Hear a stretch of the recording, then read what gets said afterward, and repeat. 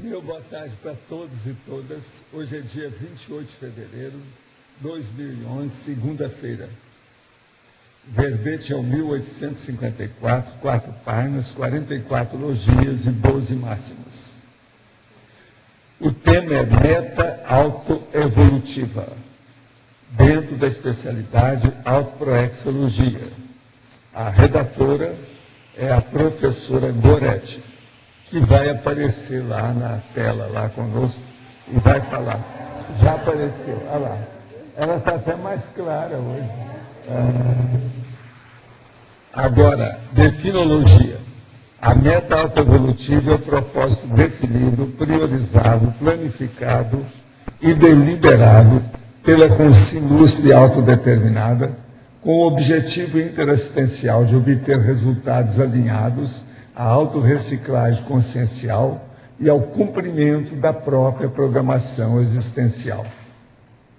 O calculismo cosmoético, o planejamento para a superação dos desafios evolutivos, a autossuperação de fronteiras intraconscienciais, o exercício para eliminar melindres do egocentrismo, a preparação para o próximo curso intermissivo, a intensificação do rendimento evolutivo.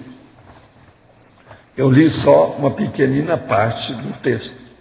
A interação com os amparadores extrafísicos de função, o despertamento da confiança nos amparadores extrafísicos, a visão de conjunto multi-existencial e multidimensional.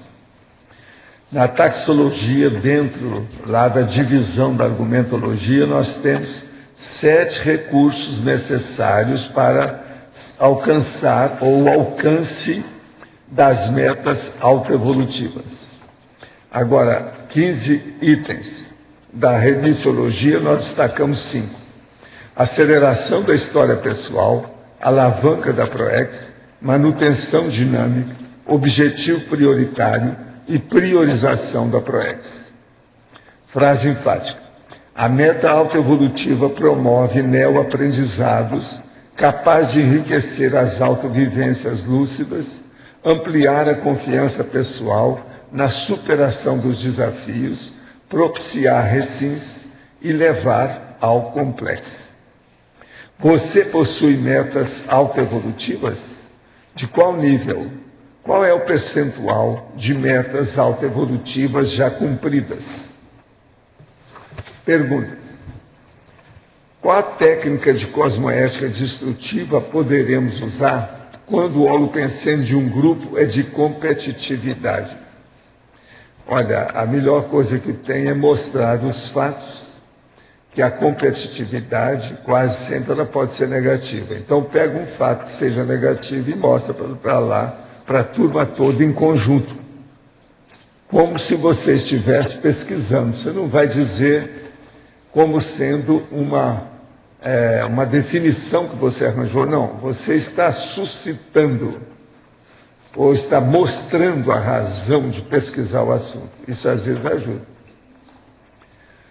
Tive um relacionamento com uma mulher mais velha, 10 anos a mais, e temos uma filha. Devido a algumas atitudes de posse de perfeccionismo, não consegui manter a relação e saí de casa. Ainda temos contato de vida menina, ao qual estou muito ligado e sinto muita falta da convivência diária, embora a encontre todos os finais de semana. Às vezes sinto que nessa vida era para formar dupla evolutiva com ela, mas não estamos conseguindo nos ajudar.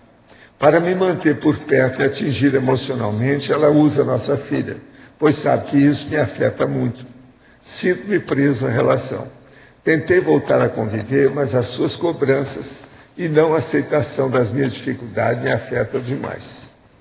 Já tentei dar um basta, mas sinto culpa por não estar mais presente com minha filha, pois ela só tem 3 anos e sei da importância da minha presença. Minha filha já me questionou por que não vou viver com elas. O que fazer? Tentar levar a relação e ver se as coisas entram nos trilhos a partir de vez para outra? Olha, isso aí, em matéria de marido e mulher, não se mete a colher. Agora, o que eu vejo é o seguinte, o que está errado aí é que se for arranjar uma relação, arranjou uma filha, ela tem 3 anos, você tem que dar assistência para ela. De modo que eu não vejo jeito também de você sair dessa. Tem que ajudar a criança. A criança está acima da mãe, no caso aí para você. Pensa nisso. A responsabilidade sua, maior, é com a criança. Então, pensa nisso. É por aí que você tem que pensar. Arranjou o problema, tem que dar um jeito, né? Isso ainda vai demorar, porque criança, até para os 18, lá aos 18 ou 20 anos, você tem responsabilidade de olhar. Agora, outra. Comecei a TENEPS há cerca de 1 mês e tenho tido problemas. Tenho razoável domínio das energias e vejo que sempre que faço a TENEPS surge uma forte luz à minha esquerda e sinto acoplamento forte no nucal pela parte esquerda da cabeça. Há emissões fortes de energia e uma vez tive visão de uma mulher de meia idade. No dia seguinte, ao acordar, tenho pensamentos negativos e sinto falta de energia. Acho que deva ser com o Sener. De que forma acabar com esse problema? Olha, o seu problema está tão claro, o processo de assédio, mais do que isso, não tem jeito de a gente explicitar o que é um assédio. Você veja bem, você sente o processo, as energias à esquerda, na nuca, já viu uma mulher, tem pensamento negativo e sente falta de energia. Só falta a mulher agora pegar você para uma semi-possessão.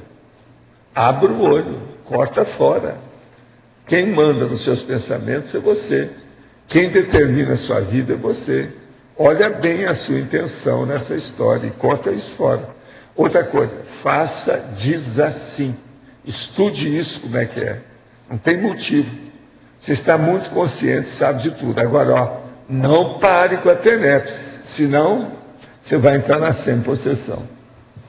Porque isso aí é o levantamento do processo do assédio. Ele não viu que tinha assédio antes. Então a TENEPS já está causando o primeiro benefício sério. Está mostrando a ele que ele precisa de ser assistido, que ele é o primeiro a ser assistido pela TENEPS e que ele precisa trabalhar com isso. 1 mês de TENEPS já definiu o diagnóstico aí. Ele está falando claramente. Veja bem, há 1 mês atrás eu não tinha ideia nenhuma disso. Ele agora já está sabendo o que é assédio. Perfeitamente. Olha o que a TENEPS já fez, 1 mês. Já valeu a pena tudo isso. Agora, não pode se acovardar, tem que enfrentar o assunto e ver como é que é. Vamos para os próximos 5 meses de TENEPS. Fica firme. Agora, lembre-se, tem um terceiro personagem aí que ainda não apareceu, que você não colocou. Qual que é? O amparador. Falta um amparador nessa história. Você já tem quem deve ser assistido, que é a assediadora. Falta o amparador, que está junto, que você ainda não localizou, não identificou, ainda não fez, vamos dizer, uma apresentação, né? Você tem que chegar e falar, eu sou fulano, tal. Pô, não entende? Comparador de função. Como é que fica? Isso aí não pode. Eu quero dizer para vocês que aqui no verbete está o adicons, lá na fatologia, é os adicons. E tem também na principiologia um O viúvo lá na frente. Nós já vimos. E tem pequenos pontos aí que nós vamos melhorar. Esses 2 é que são as coisas mais sérias. Além disso, tem também na remissiologia, está fora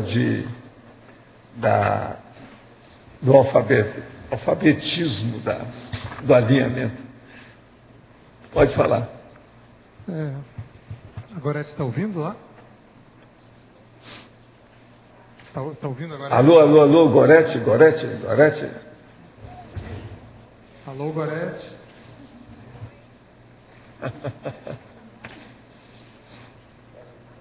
Está ok?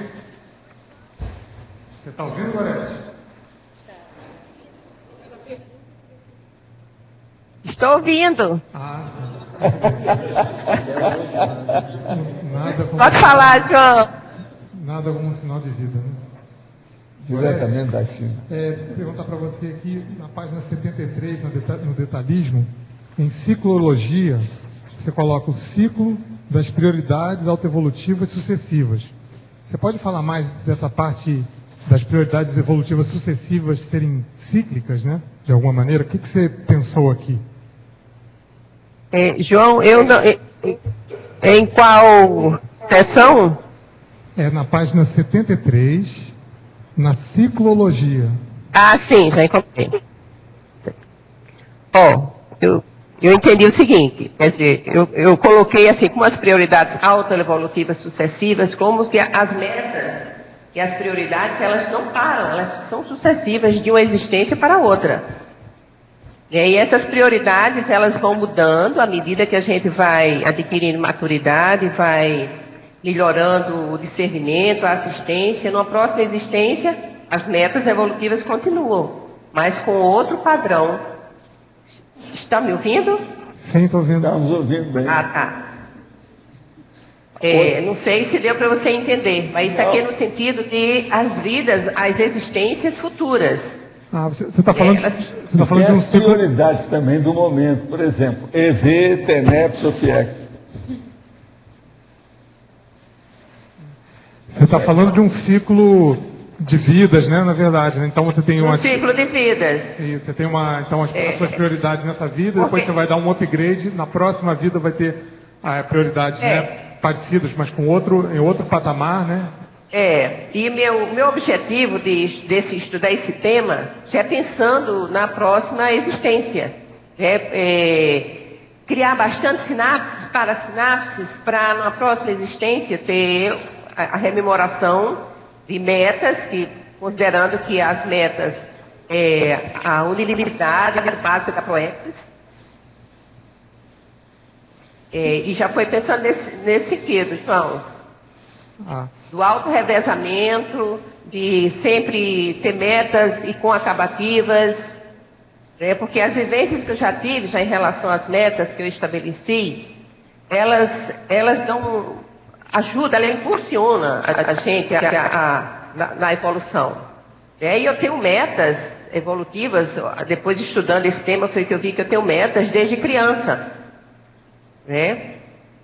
E o que me estimulou a escrever esse tema foi um livro do 700 Experimento, da bibliografia do 700, que eu estava aí na holoteca, e o livro é Ideias para Vencer. E ele fala do propósito, o poder do propósito. Eu disse, então, isso aqui vai me ajudar nessa existência e nas próximas. E uma outra pergunta para você. Então, você falou que você tem metas desde criança e tal. Como é que você faz, dentro do seu estudo, o que você pensa na atualização das suas metas? Você tem um período, periodicamente você para e vai atualizando? Qual é esse período? Como é que você faz isso? Olha, as minhas metas é de acordo com as minhas necessidades evolutivas. E às vezes eu também me baseio pela responsabilidade. Por exemplo, quando não é uma prioridade ainda, mas eu sinto que aquilo é importante para a minha evolução, para a minha Proexis, então eu começo a estudar, a ver quais são as vantagens, as desvantagens, o porquê daquilo, em que é que vai me ajudar. E até eu criar aquela vontade de realizar aquela meta. Por exemplo, quando eu era criança, que eu falei, minha primeira meta quando eu era criança, eu não gostava da minha impulsividade. Eu era impulsiva, era reativa, então eu me arrependia logo em seguida, às vezes brincando de boneca com as minhas colegas, que eu não as tratava bem, eu me arrependia logo em seguida. E esse arrependimento era a pior coisa, era um peso muito grande. Então, aos pouquinhos eu fui falando assim, não, da próxima vez eu vou esperar um pouquinho antes de responder. E tinha as recaídas, né? Lógico, mas claro que fui conseguindo. E eu vi o quanto é importante a gente fazer as reciclagens, ter metas planejadas para fazer as reciclagens. Isso dá gera uma autoconfiança muito grande. Beleza então, Gorete. Obrigado. Nada. Posso falar? Gorete, tudo bem? Oi, tudo bem. Eu queria que você comentasse aqui na fatologia, na terceira linha, quando você coloca assim a autossuperação de fronteiras intraconscienciais. Você pode aprofundar essa abordagem? Posso. Quando você coloca uma meta, aquilo é um desafio para você. Veja, é uma fronteira, é um obstáculo que você tem que superar. E às vezes essa fronteira é só íntima, é só sua. Você que pensa que tem aquela fronteira. Deixa eu dar um exemplo. Quando eu cheguei no campus Saquarema, né, que me mudei para lá, que me deram uma tarefa, uma função, eu disse, não, isso aqui eu não dou conta. Aí eu parei um pouco e pensei, gente, mas eu tenho tanta autoconfiança para umas coisas, por que é que não tenho para outras? Eu vou enfrentar essa daí. E eu vi que era uma barreira, uma bobagem. Era só enfrentar. Já que eu tinha tanto potencial para desempenhar outras funções e estabelecer metas e cumpri-las, por que eu não ia fazer essa, que era nova para mim? Então era mais uma questão de neofobia, né? Não querer enfrentar coisa nova, eu só estava preparada para aquelas coisas que eu já dominava. Então eu encarava. Não sei se lhe respondi. Não, ok, tá ok, obrigada. Gorete, alô. Gorete, Oi, aqui é Milena. Oi. Na Codigologia, na página 73, você pode comentar o Código Pessoal de Conduta Proexogênica? Codigologia. O segundo código.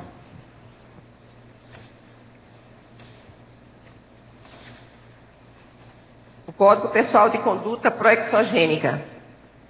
A conduta aqui da sua proexis.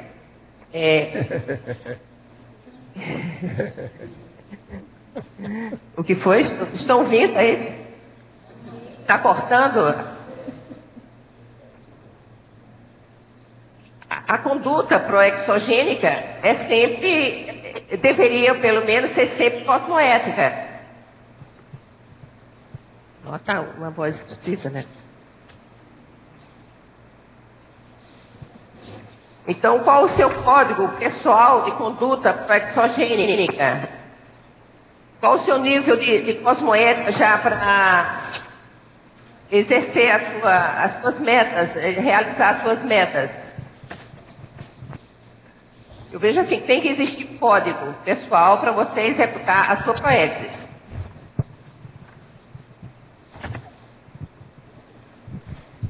Não ficou claro, né? Certo, obrigada, Gorete. Alô, Gorete, tudo bem? Tudo bem.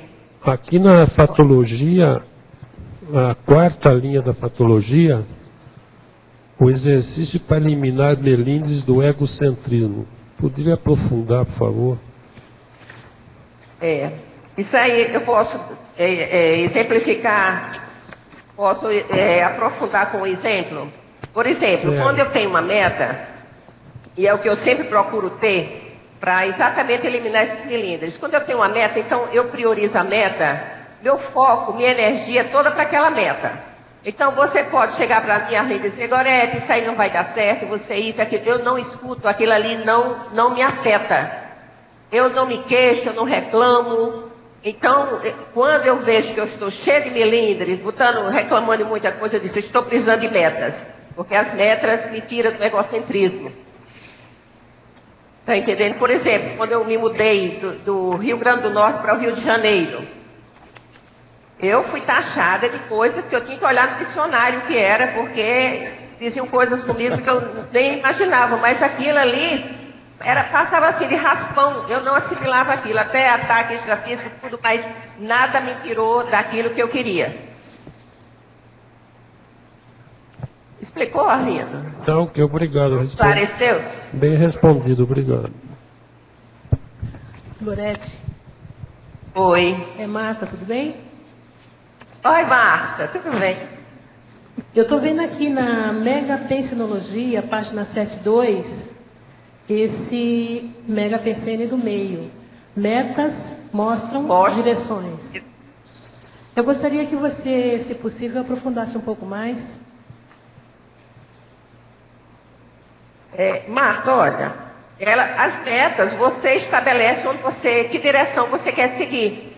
As metas evolutivas lhe mostram o rumo, lhe mostram o caminho. Então, se elas forem evolutivas, claro, se elas forem autoevolutivas, elas mostram direções evolutivas, né? Direções cosmoéticas. Tá, ok, obrigada. É como a bússola ou a rosa dos ventos, você direciona para onde você quer seguir. Eu vi que você colocou também no primeiro Mega Pensene a questão da rosa dos ventos, consciencial. E aí eu fiquei pensando também na questão da reeducação, né? Uhum. Ou redirecionamento daquilo que você estava desviando alguma coisa, e você entra no rumo, naquele prumo ali que você direcionou. Você põe em qual direção a rosa dos ventos ali, em que direção você quer seguir. Tá certo, então. E também foi uma homenagem à Rosa dos Ventos lá do Rio Grande do Norte. A vizinha. Obrigada. Homenagem. Minha amiga Rosinha. Gorete, boa tarde, Érica, tudo bom? Parabéns pelo verbete, né? Eu fiquei pensando aqui, que me levou a refletir sobre algumas questões, a questão proexogênica, essa discussão da megapensenologia, metas mostram direções, e a Rosa dos Ventos consciencial e as outras. E eu fiquei lembrando assim, desse comentário que você fez, aí eu vou tomar a liberdade de comentar para ver se a gente compartilha um pouquinho algumas coisas. Eu tenho assim para mim, às vezes, que a vida leva a gente a ficar, às vezes, pendurada por um pé, de cabeça para baixo, né, no dia a dia. E as metas e a gente ter essas referências desde criança, ter tido essa oportunidade e ter tido esse trabalho de primar por algumas questões, nos traz a oportunidade de, mesmo a vida virando a gente de cabeça para baixo, quando a gente consegue ficar de novo em pé, a gente sabe para onde olhar e para onde ir. E, então, eu achei que muito oportuno o seu verbete, porque às vezes, assim, no dia a dia, a gente até se perde, não sabe se está para frente ou se está para trás o nosso norte, né? Mas dependendo, assim, de a gente ter uma acalmia e ter estabelecido previamente a direção, pelo menos alguma referência cosmoética ou ética ou moral, aquilo dá para a gente, então, uma forma de recomeço, de reencontrar o caminho. Então, assim, parabéns, eu gostei muito, assim, e está me levando para esse tipo de reflexão que eu estou compartilhando aqui com vocês agora. Parabéns. E também, eu não vejo também como você caminhar, evoluir, sem dar um sentido à vida, sem ter meta. Se a evolução não para, as metas, elas são, vamos dizer assim, impreteríveis, não tem como você dispensá-las.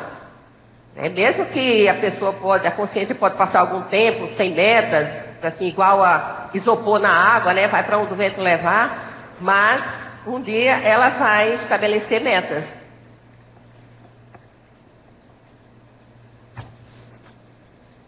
Quem é que está aí com o microfone? Tem mais gente?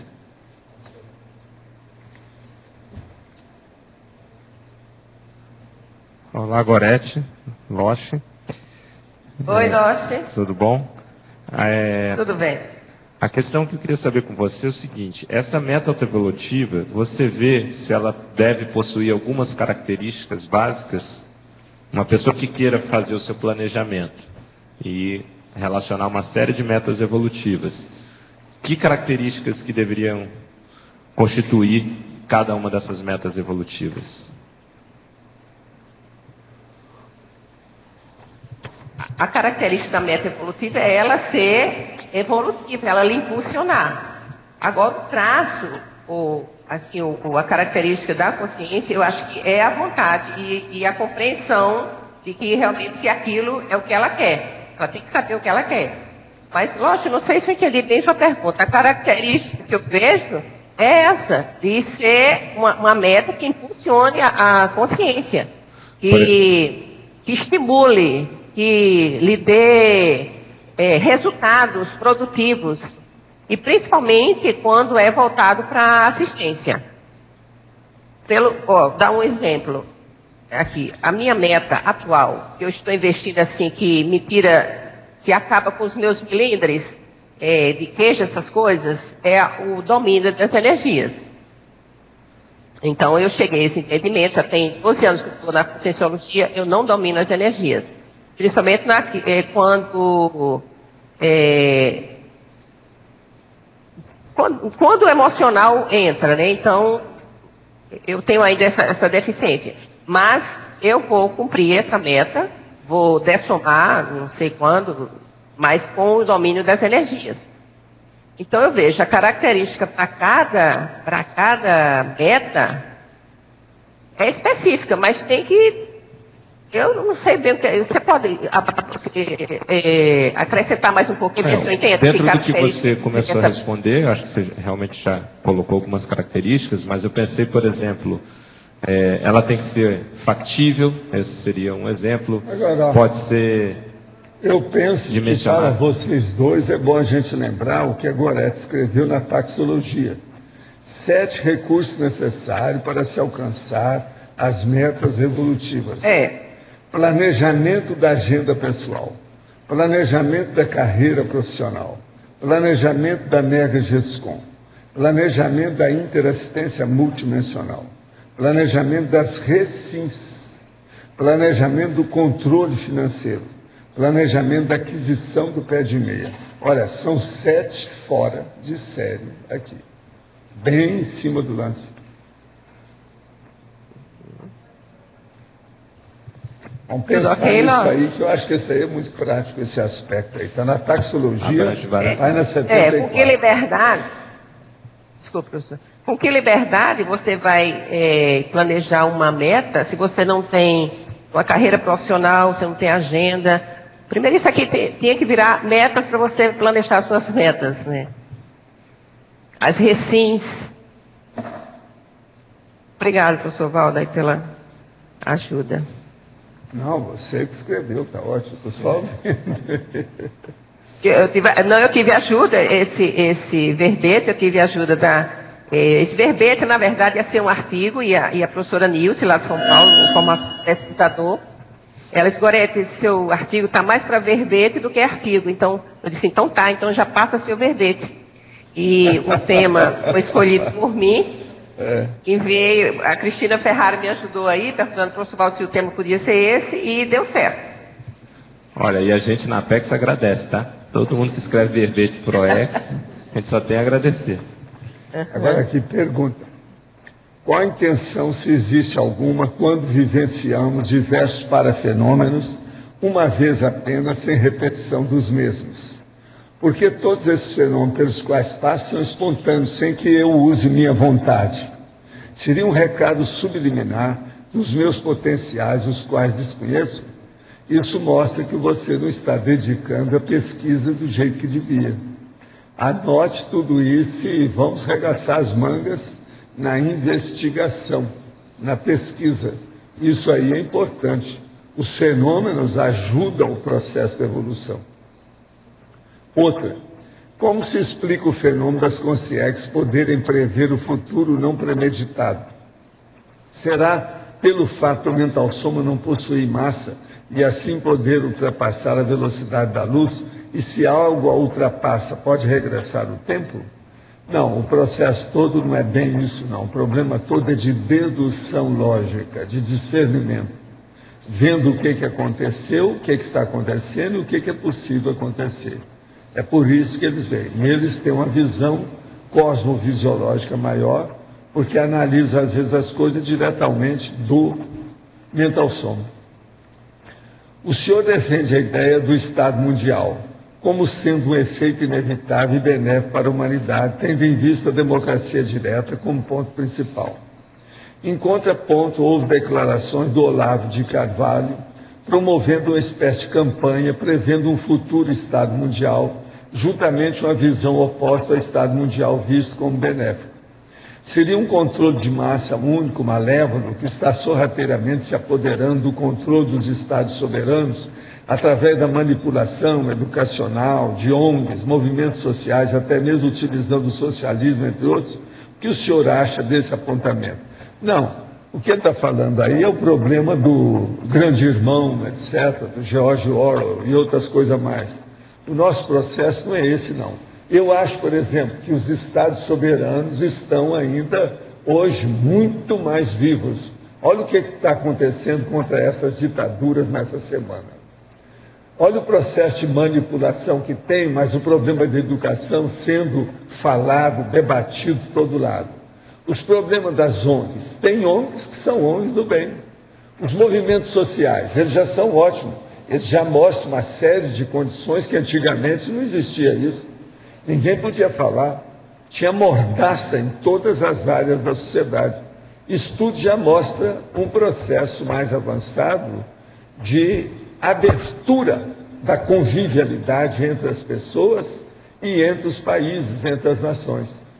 De modo que o caminho do Estado Mundial, ele é inevitável.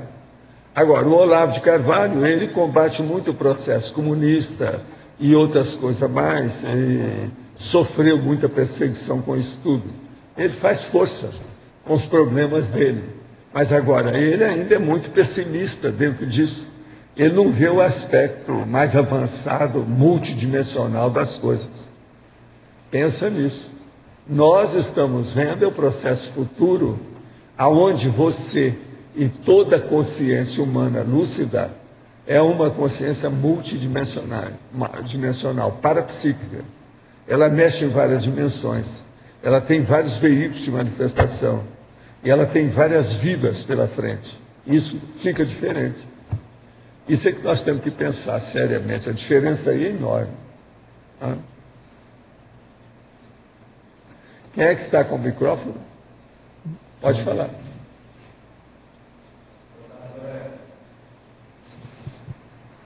Gorete? Oi. Boa tarde, é o Júlio Borges. Oi, Júlio. Aí na página 73, na tecnologia, a primeira, como você obteve essa técnica de planejamento pessoal?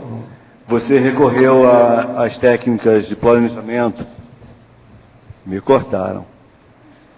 Não, cortou não, estou ouvindo. As técnicas então tá bom. De planejamento pessoal. As técnicas de planejamento pessoal. Você obteve essas técnicas a partir de técnicas de planejamento da Socin ou você obteve de outra forma? Olha, a técnica, para eu planejar as minhas metas, essa técnica pessoal, quando eu tenho uma meta, as técnicas elas já vêm quase que automáticas. Né? O planejamento, tudo que eu preciso, que eu quero fazer, onde eu quero chegar, chega quase que automático essas técnicas. Tá, Júlia? Então, você quer saber... como você estabeleceu as datas, cada fase, cada meta? Não, eu dou prazos, né? Tem umas que eu não dou prazo porque eu ainda estou criando sinapses para poder executá-las, né? Então, leva um tempo, mas que eu sei quando uma técnica eu vou executá-la, eu vou realizá-la, eu vou ter acabativa naquilo ali, quando eu tento desistir daquela meta. Dizer, não, isso eu vou desistir. Aí eu não consigo. Aquela meta, ela é irreversível. Então, eu vou colocando as minhas técnicas. E à medida que vou realizando, eu vou fazendo as mudanças que forem necessárias. Compreendi. Mas eu deixo assim, na hora que se a pessoa tem uma meta evolutiva, todos os recursos, ela também já tem aquilo ali. Eu não sei se... Por exemplo, eu tenho um traço que é a vontade. Quando eu estou com vontade de fazer uma coisa, pelo menos é a minha melhor parte, assim, que eu gosto muito mais de mim, é quando eu tenho vontade de fazer uma coisa. Porque eu não volto atrás. A não ser quando ela é... Até já conversei sobre isso com o professor Valdo. Eu não consigo desistir. Eu vou em frente. E tem coisas que eu desisto também não irreversíveis. O professor Valdo disse que tem ajuda e inspiração do amparador. Eu admito isso. Eu sei disso. Você é muito difícil de desistir mesmo. Eu te admiro muito por isso. E seu verbete ficou muito bom e vai me ajudar muito, porque eu estou trabalhando muito nisso. Se eu conseguir assistir a muitas pessoas, eu já estou realizando a meta. Muito bom. Obrigado. Nada, senhor. Alô? Oi. Pode falar aí. Gorete? Oi. Tudo bom, Eliel? Oi, Eliel, tudo bem? Gorete, é o seguinte, dentro da taxologia você colocou bastante planejamento, certo? Eu queria saber se o planejamento somático da pessoa ter uma saúde somática ao longo do tempo, ele seria um planejamento ou estaria dentro de agenda pessoal?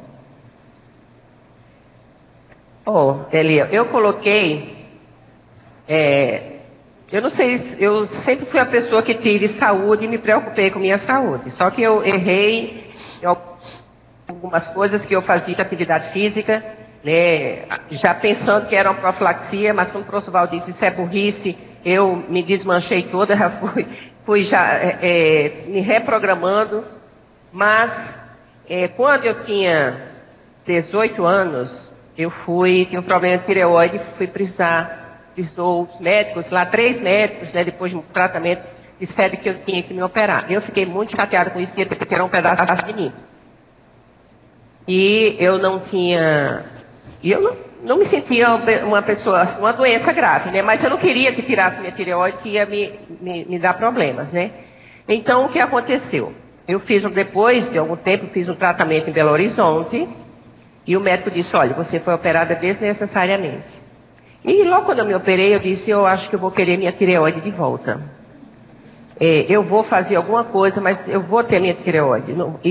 Porque eu tinha que tomar remédio o resto da vida. O médico disse, olha, o hormônio é para o resto da vida. Eu disse, sim, vamos ver se é para o resto da vida. Então, quando o médico lá em Belo Horizonte falou assim, não, você foi operada desnecessariamente, não precisava, e agora não tem jeito. Mas eu disse, bem, agora eu vou ter que fazer o meu modo. Já que quando eu era adolescente eu me curei de um vitiligo, com a determinação, eu disse, eu vou me curar também desse tireoide, eu não vou tomar esse remédio pro resto da vida.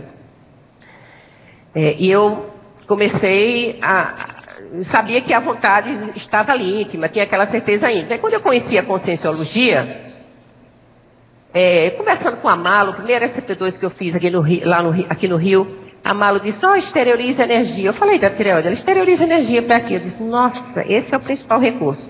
Resumindo, há 4 anos, eu fui fazer uma ultrassonografia no abdômen e o médico disse, vamos olhar a tireoide? Eu disse, vamos. Apesar que eu não tenho mais tireoide, ele disse, não, vamos ver. Quando olhou, eu disse, não, sua tireoide está aqui, normal. Aí eu lembrei do trabalho com energia no pescoço, né, que eu fazia. Aí fiz os exames, eu já tinha parado de tomar o remédio por conta própria, mas fazia o controle todo ano, estava tudo normal. Aí foi quando a ultrassonografia mostrou que ela estava aí. Eu disse, bem, pode ter sido a minha vontade e o meu trabalho com energia. Mas aí eu fui perguntar para minha irmã, que minha irmã era médica, que me acompanhava assim, nos médicos, eu perguntei, você assistiu a cirurgia, tiraram minha tireoide toda, como foi? Disse, não, tiraram a parte, lógico.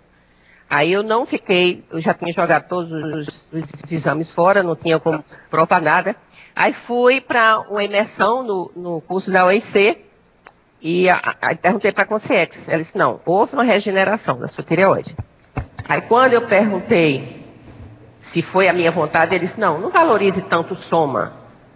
Então que isso também é considerado para mim como uma meta secundária, né, essa de saúde. Mas aqui o planejamento da saúde faz parte, sim, eu acho que é uma consequência de tudo isso aqui. As recins, você vai fazer recim nas suas atitudes, mas a saúde vai ficar debilitada. Você vai fazer, por exemplo, eu terminei odontologia. Eu fazendo odontologia e deixando minha saúde de lado, né, fica um pouco incoerente, né, Léo?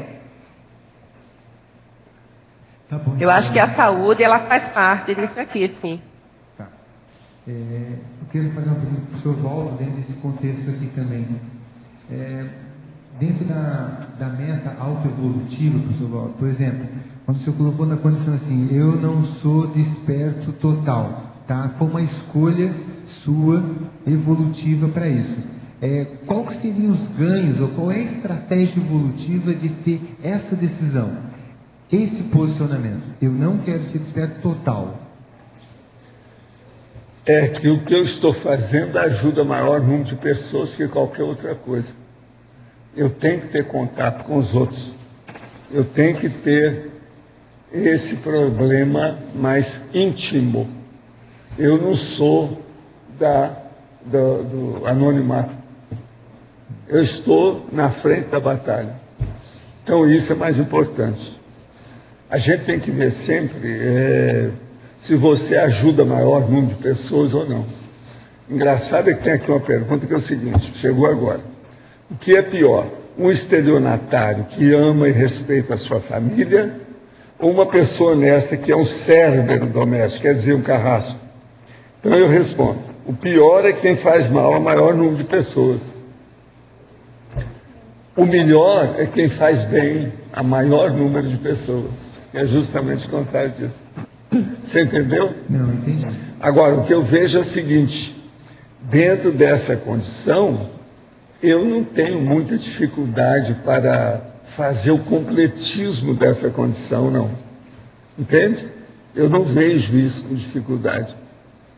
Então é como se eu estivesse poupando uma condição, preparando apenas para não deixar um buraco atrás naquilo que eu estou passando. Por exemplo, eu podia me segurar e me defender numa torre de marfim, eu posso ser desperto total o tempo todo. Mas isso não é um bom negócio nessa altura dos acontecimentos, com todo o serviço que tem por aí para fazer o auto-revezamento, a cápsula do tempo com essa história toda. Então é muito importante isso aqui, de ter contato com vocês. Mas, assim, porque, por exemplo, se eu me firmar e só cuidar de mim, eu faço qualquer coisa disso com o pé nas costas. Agora, assim, você chegou a essa conclusão devido a um processo de vidas passadas? Não, é o processo de acumulação da experiência. Outra coisa, Biel, o mais importante para você em matéria de humanidade, qual é a pessoa mais importante para você? O mais importante para mim da humanidade? É você. Agora veja, qual é a pessoa que será a melhor coisa do mundo se você souber viver com ela? Você. Eu, por exemplo, praticamente, a maioria dos meus problemas desaparece a hora que o processo é meu. Se o problema é meu, egóico, eu não tenho tanto egoísmo mais. Eu já sei discernir o que é meu em função do processo da, vamos dizer, interassistencialidade.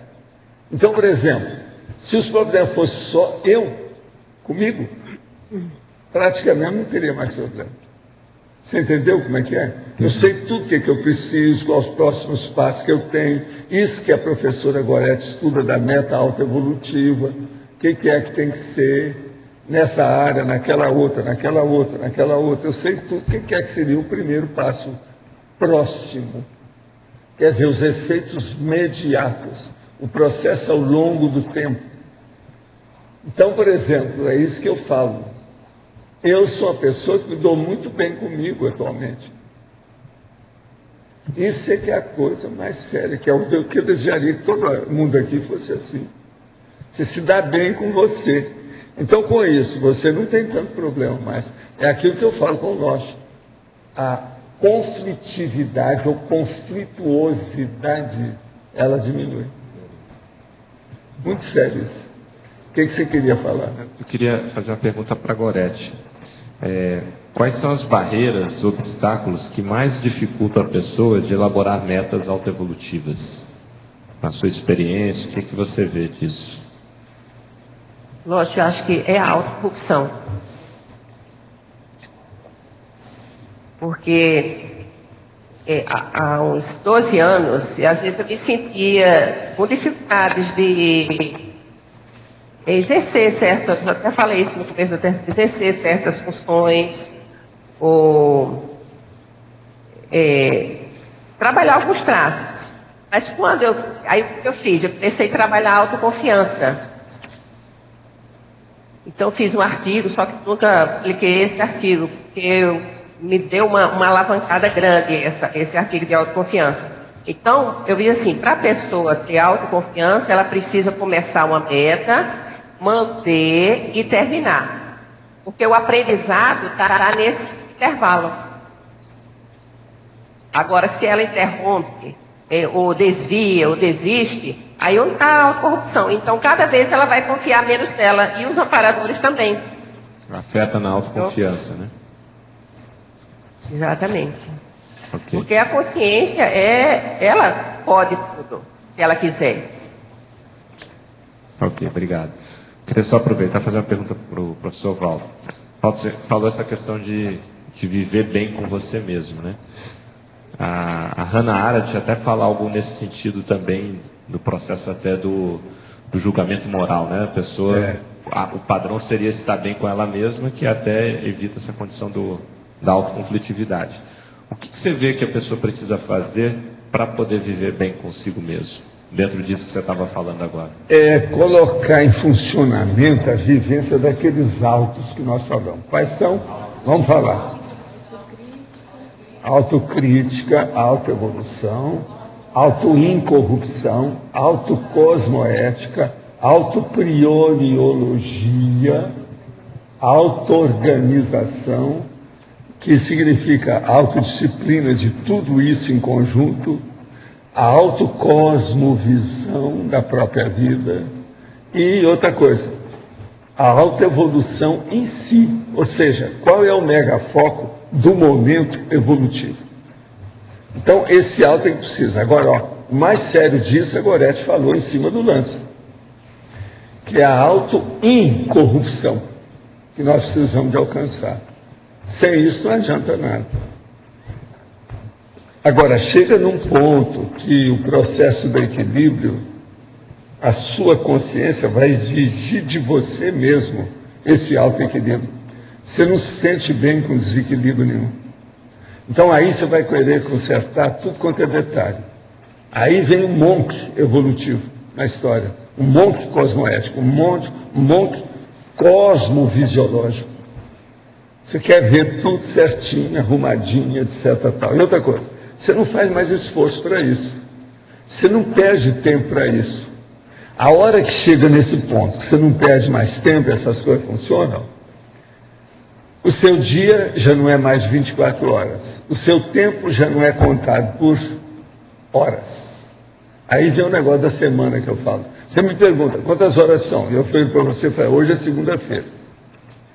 Então, veja, o alcance do seu processo de visão, o seu megafoco básico, já tem uma cosmovisão que sobrepaira dentro de uma imperturbabilidade permanente sobre detalhes que você já consegue superar, ultrapassar com o pé nas costas, sem fazer careta. Então, esse nível, tudo melhora. Agora, veja, todas essas metas, vamos dizer, graves, ou mais sérias, ou críticas, ou, vamos dizer, de clímaxes, de tops dentro da nossa situação. Por exemplo, a TENEX, a OFIEX, o complexo, a dispersidade, são coisas, só essas 4 aqui já faz a pessoa pensar seriamente. Com essa condição de autoconfiança, autossuficiência, você alcança isso com menos dificuldade. Então, condição de tudo isso que eu estou falando, autoconfiança, autossuficiência. Agora, outra coisa séria, que é bom a gente ponderar, essa semana mesmo eu falei com uma pessoa que ia fazer a técnica aí de reflexão, eu falei para pensar nisso. Falei assim, olha, nós combatemos demais há milênios o processo do egocentrismo infantil. principalmente o egocentrismo infantil, que fica permanente, ou que fica remanescente, ou que fica como um quisto na consciência da pessoa adulta. Então ele fica com o egocentrismo adulto, que é o porão consciencial que se prolongou além da adolescência. Então veja, esse egoísmo é o aspecto patológico praticamente básico, fundamental das nossas patologias em geral. É desse egoísmo que aparece o orgulho, é desse egoísmo que vem todas as outras, vamos dizer, condições, doenças, enfermidades, problemas, vamos dizer, os megatrafares da pessoa. Tudo nasce disso. Então vamos entender bem. Na hora que a gente começa a combater isso, você está trabalhando então para um egocentrismo interassistencial mega fraterno. Então a coisa, você mudou dali. Você não pode deixar o egocentrismo. Toda vez que eu me manifesto, o que eu estou falando, o gesto que eu faço, isso aqui é egóico. Isso é o meu egocentrismo. Então veja, o egocentrismo é o seu ego, é a sua personalidade, é a sua consciência. Você não pode fugir disso. Agora, o problema nosso é o egocentrismo infantil, que é bobinho, e o egocentrismo infantil adulto, que é gravíssimo. Porque esse já piorou tudo, a pessoa não se despertou para aquela realidade. Entre a infância, a madureza ou a maturidade biológica, ela não raciocinou. Ela veio do jeito que estava. Então, por exemplo, nós adultos, nós não podemos brincar de cozinhadinho mais. Nós não vamos para o playground. Você está entendendo? Isso não é local para a gente mais.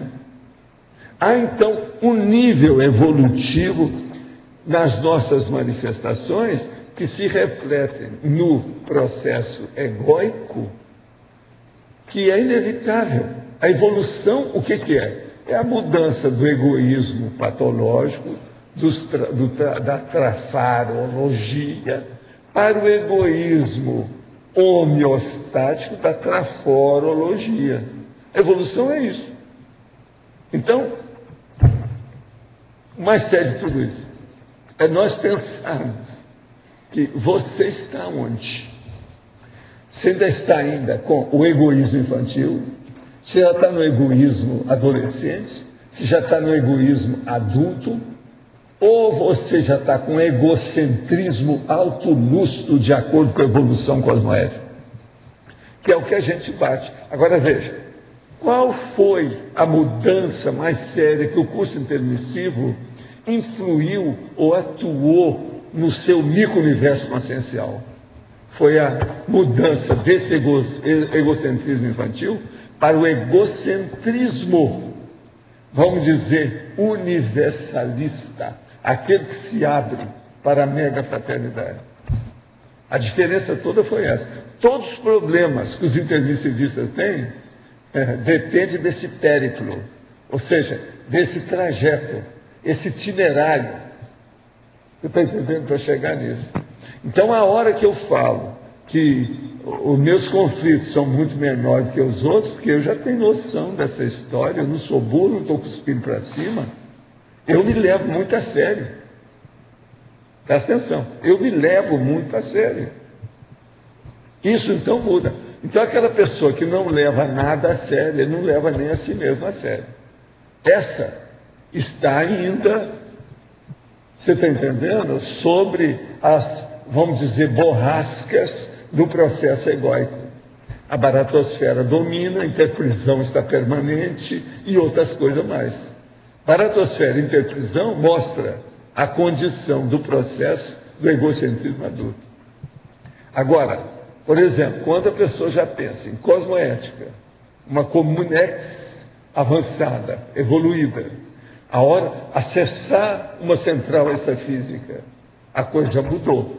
Esse egoísmo já passou para a interassistencialidade, já é outra condição.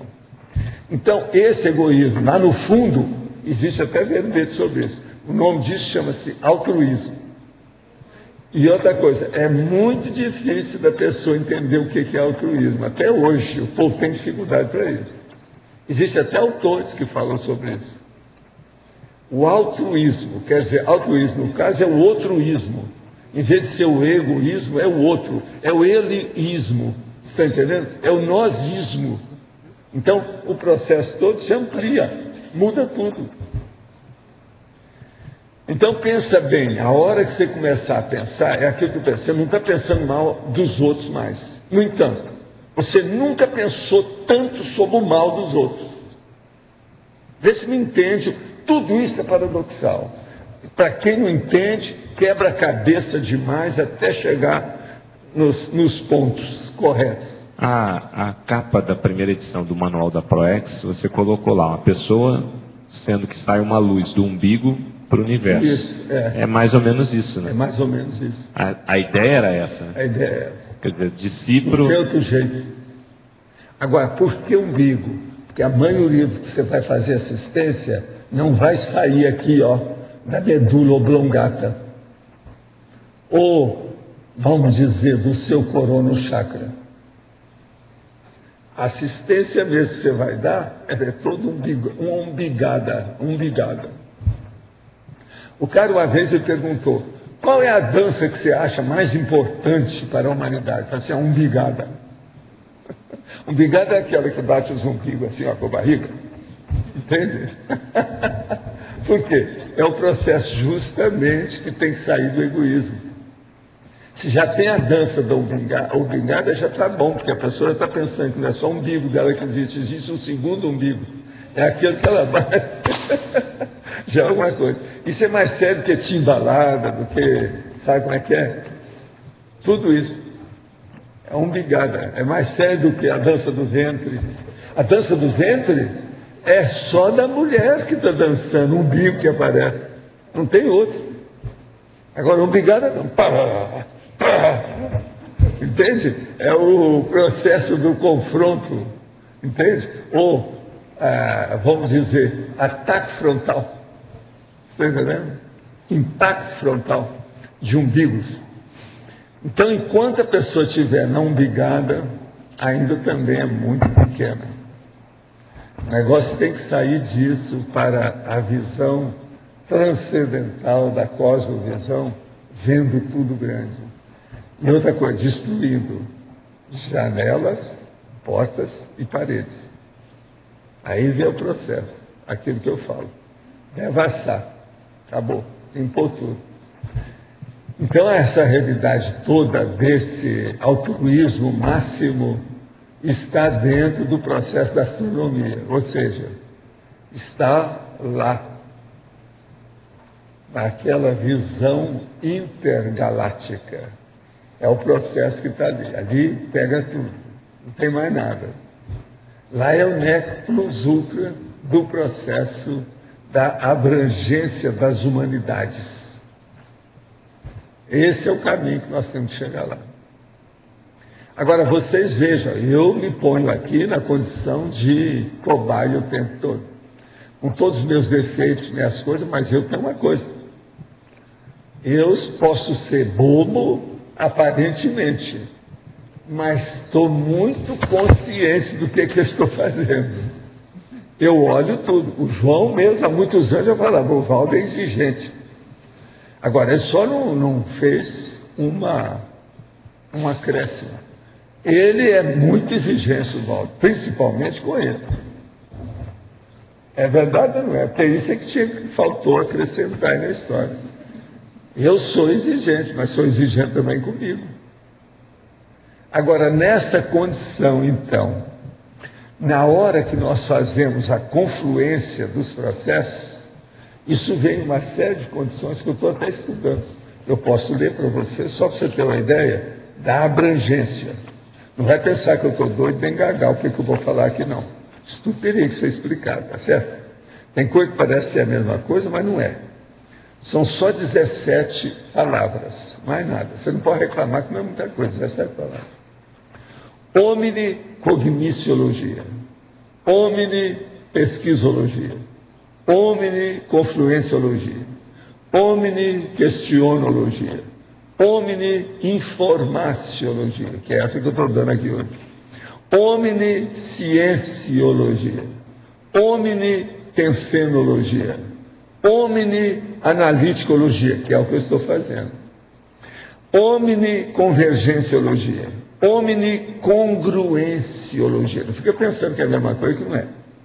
Omni-interaciologia, omniperspectivologia, omnicatalisologia, omniexposiciologia, que é o que eu estou fazendo também aqui, omnicompetenciologia, que é o que a gente está procurando chegar, omnicoexistenciologia, é essa que a gente tenta viver aqui na Cognovos, omnivinculologia, que é essa que nós estamos sendo no curso intermissivo. Agora, ó, isso aí dá uma condição seríssima. Agora, outra coisa que vocês precisam de ver, existe caladinho em silêncio, uma coisa que eu nunca falei. No detalhismo, por exemplo, às vezes tem 22 sessões. Tem 5 delas que aparentemente tem nada que ver uma coisa com outra. No entanto, elas são irmãs, são geminadas, mas ninguém percebe quais são. Sinergismologia, interaciologia, polinomiologia, holotecologia e interdisciplinologia. Eu pergunto a você, qual é o fator de convergência dessas 5? Qual é o denominador comum dessas 5 sessões? Isso eu nunca expliquei, eu nunca escrevi também sobre isso. Que é justamente o processo da Zomini. Presta atenção, todas elas são de reuniões das suas coisas positivas. Agora, junto com isso, então, você tem que perguntar, mas veja, nessas 22 básicas do detalhismo, quais são as negativas? Tem uma que é super negativa, que é o contrário de tudo isso que eu falei. O nome é antagonismologia. É a única grandona, séria. Foi por isso que eu fiz uma série de verbetes sobre antagonismo, antagonismologia. Tem uma série deles. Ao todo, são uma meia dúzia, mais ou menos, 7, não sei quantos, que fala sobre esse assunto. Então, aí, ó, vamos entender agora o que é o omni, que isso aí supera todas essas condições. Savaldo, eu não entendi por que ela é patológica, se é ela que desenvolve o discernimento das pessoas. Caiu-se numa prova. Ela é a patológica da história porque ela é antagônica. É a que vai mostrar tudo o antagonismo. Ela não é de acréscimo. Todas as 5 que eu falei são acrescentadoras. O antagonismo não. Ele mostra o que é uma coisa comum e a outra coisa desarmônica. É o antagônico. Você está entendendo? É o único que tem. E que nós temos que estudar isso aí. Eu acho que é nessa diferença que você aprende. Agora, o problema todo nosso é o seguinte, é a única condição que a gente dá cartaz, ou a gente se impressiona com o passado. É no antagonismo. Eu, por exemplo, eu não quero saber nada de antagonismo. No entanto, é uma das coisas que eu tenho que estudar mais. Não por mim. Vocês, idem. Aí eu estou negócio do idem. Viu? Assim, pelo que eu estudo, pelo que eu entendo, a gente aprende fazendo a relação de semelhança e diferença. Então, para mim, o antagonismo é tão importante quanto as outras. É lógico que é por isso que ele está lá. Se não fosse, não estaria lá. Isso é óbvio. A minha pergunta é, mais adiante, à medida que você vai evoluindo, você consegue abrir mão disso? Você não vai ter mais coisas antagônicas você só consegue feitas pela por semelhança? Você.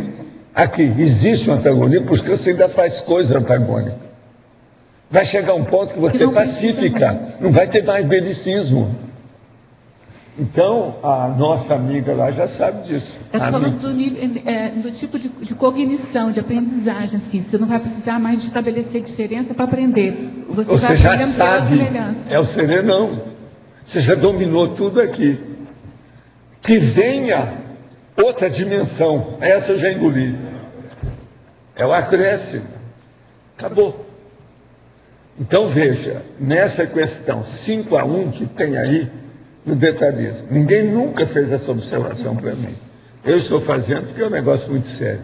Agora, olha essas 5 que eu falei, se vocês anotaram aí, observa bem. Elas são geminadas e não parecem. Mas por quê? Devido à cosvisão, o processo da visão ampla, grande. Agora, o antagonismo é a única negativa, porque cria o contrário. Agora aqui, assistindo a tertúlia, a palestrante mencionou sobre exercícios energéticos que regeneraram sua tireoide. Gostaria que ela falasse mais a respeito, pois tem hipotireoidismo e a endocrinologista diz que precisarei tomar remédios a vida toda. Olha, tá para você entendeu bem, ou? Entendi. Então tá. Olha, a primeira coisa é ter vontade. Sem essa vontade não adianta técnicas, não adianta nada. Então, eu tinha muita vontade de recuperar minha tireoide, tanto para isso eu comprei um livro de fisiologia, que o meu estava ultrapassado, eu comprei o Gaito, eu estudei tireoide, eu sabia onde era que eu estava exteriorizando energia, para onde, qual a finalidade, tudo. Então, eu me aprofundei da mesma maneira quando eu me determinei que ia ficar pondo vitiligo, eu fiz cosmograma, isso sem saber nem o que era cosmograma. Eu procurei entender o porquê daquilo e coloquei a minha vontade para funcionar. E trabalhei a energia no pescoço, no lugar da tireoide.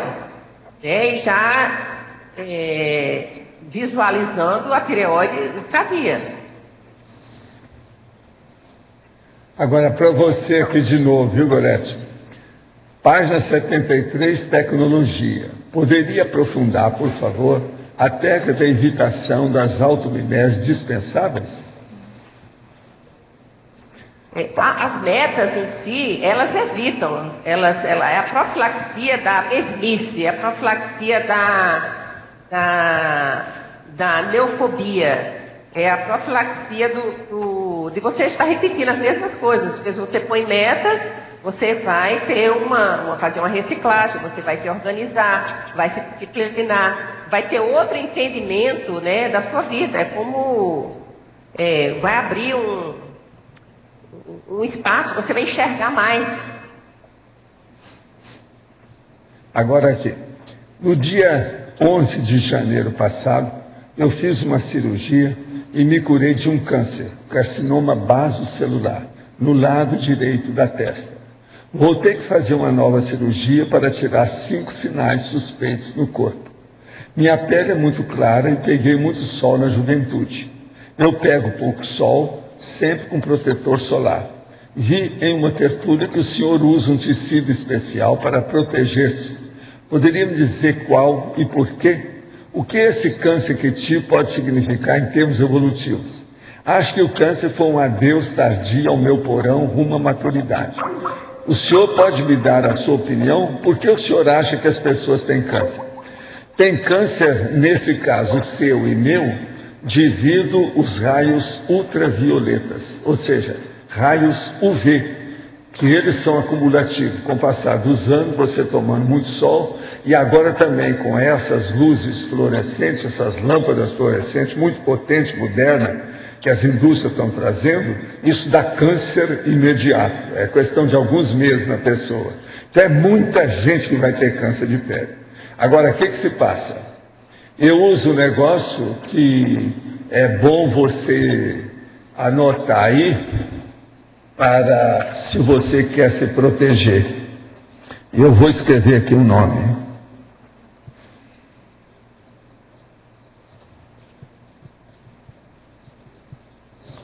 O nome é Culibar. Vamos ver como é que está. Se vem ali, aqui assim, ali, ó. Culibar. C-O-O-L-I-B-A-R. Culibar. Culibar. Isso aí, a marca é a grife chinesa, feita pelos americanos na China, desse pano que está aqui. E é o mesmo pano que está aqui, ó, fazendo o forro do meu chapéu, ó, esse pano. Esse pano, ele corta a maioria, o percentual enorme de raios ultravioletas. Então a gente pode enfrentar o sol. Agora, junto com isso, existe também um guarda-chuva, que eu ando com ele todo lado também, que é feito do mesmo tecido. Então, ele corta os raios UV na vida da pessoa. Agora, o que se passa? Esse negócio que você está usando aí, isso é tapiação das indústrias, esse negócio de passar protetor solar.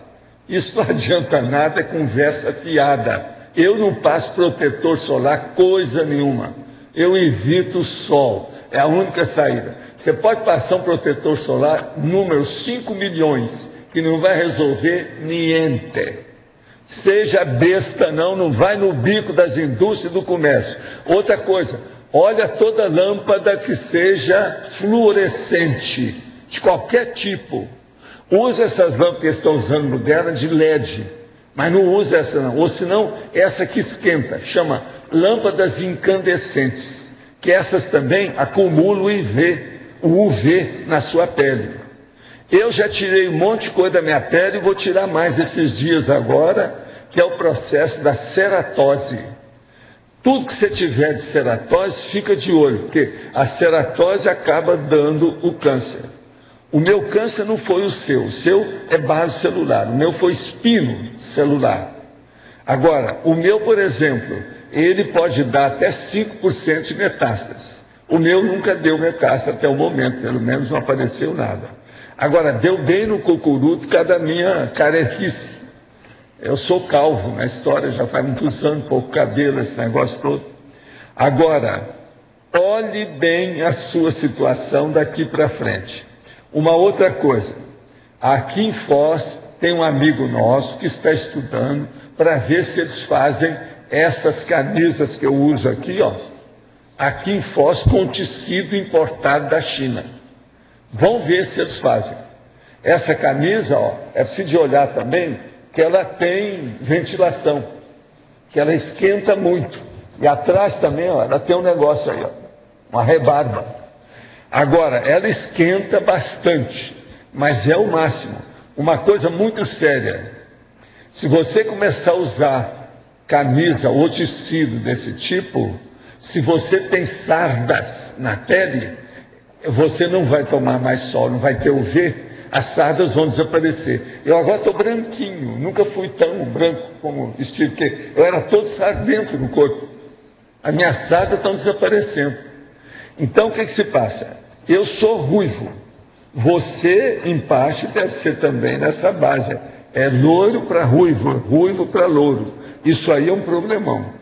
Eu vivo falando essas coisas, já falei até na televisão, mas agora, para combater o câncer provocado, gerado pelo UV das lâmpadas fluorescentes, está muito difícil. Precisa escrever, fazer campanha, tudo isso. Por quê? O governo é a favor, as indústrias são a favor, o comércio é a favor. Então nós estamos lutando com as maiores forças dessa sociedade patológica que a gente vive. Isso aí é muito difícil. De modo que a gente tem que pesquisar para ver o que a gente pode fazer. Agora, ó, Culibar, lembre-se disso. De tudo que eu já vi, é a melhor coisa e funciona. Eu já tenho alguns anos que eu estou usando. Quero te dizer que cada camisa dessa vale uma nota, tá certo? Lá. Aqui deve sair mais barato. O preço delas era mais ou menos, quando eu comprei, $75. Gente, eu quero dizer que a Gorete está offline. Então, ó, tem uma aqui para ela que eu não vou falar. Agora, aí também não adianta, né? O melhor é deixar, né, para falar tudo, porque tem os outros aí que eu tenho que falar mesmo. Quando voltar, então, vocês avisam que nós vamos em frente. Agora, ó, a pessoa, será que ouviu isso que eu falei sobre as UVs? Ao vivo? Ah, foi só ela. Mas eu posso falar para os outros? Posso? Ah, então? Deixa eu seguir aqui e responder o que está aqui. Na tertúlia do duplo curso, o senhor falou para trazer o caso que daria opinião com o intuito de ajudar a pessoa a ver se vale a pena ou não fazer esse investimento. Com a intenção de aprofundar mais no conhecimento da consciência humana e ter experiência em clínica, resolvi me inscrever no curso de psicologia. Isso já está exigindo menos disponibilidade para itinerâncias e aulas de conscienciologia, o que era previsto, porém, intimamente está me gerando incômodo, uma certa melinha. Também pelo fato de já, com 8 anos de conscienciologia, a psicologia ficou pequena. Então, ao receber o feedback de 2 amigos evolutivos hoje, resolvi parar novamente para refletir, fazer a autorrefutação e, para isso, gostaria de ouvir a sua opinião. O que você acha sobre o meu caso? Quem está falando aqui é o Igor. Eu acho que eu devia fazer psicologia. O que você acha? O Igor. Já começou, que bobagem é essa, ô Igor? Não para com isso não, vai em frente. Isso é bobagem. Ele, às vezes, é meio titubeante, fica em dúvida, porque vê tanta coisa que ele não sabe para onde caminhar. Você deve seguir, entra na psicologia, vai em frente, isso vai te ajudar. Agora aqui, no dia 19 de fevereiro, o senhor mencionou ter havido uma tempestade energética entre 7 e 10 horas da manhã. Semana passada me deparei com a notícia veiculada no Estadão com o título: imagem da NASA mostra grande explosão solar. Sim, eu falei nisso também. Tendo um trecho, o Observatório da Dinâmica Solar da NASA, SDO, na sigla em inglês, gravou na última terça-feira, dia 15/2, imagem da chama intensa com extrema radiação ultravioleta sendo emanada a partir de um ponto do Sol. As erupções devem chegar ao campo magnético da Terra nos próximos dias, causando um aumento da atividade geomagnética. Esses fatos têm relação com a tempestade energética? Poderia clarear mais o assunto? Olha, tudo indica que eles fizeram uma espécie de, vamos dizer, profilaxia, prevenção da história aqui.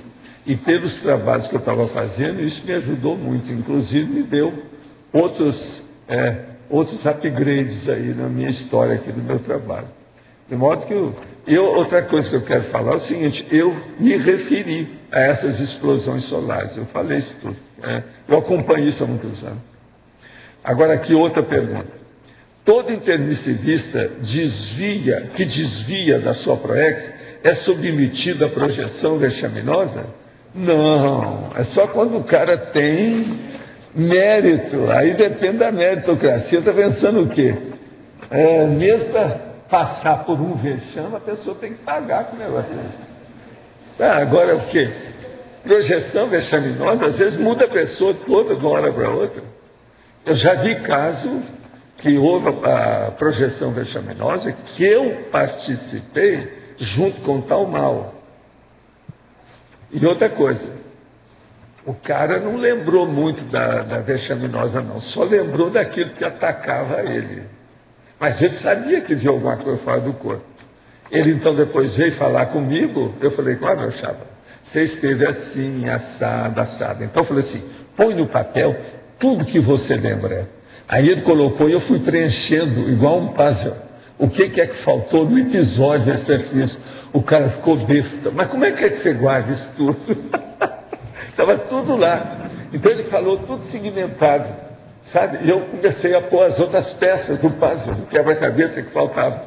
Ele ficou, tá aí. Eu assim: pois é, agora, como é que é? Aqui, tem, no caso dele, as duas caras, as duas faces.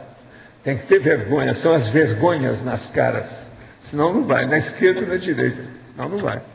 Agora, tudo indica que ele andou melhorando depois disso. As coisas todas que eu seguia, até quando eu seguia, tinha melhorado demais.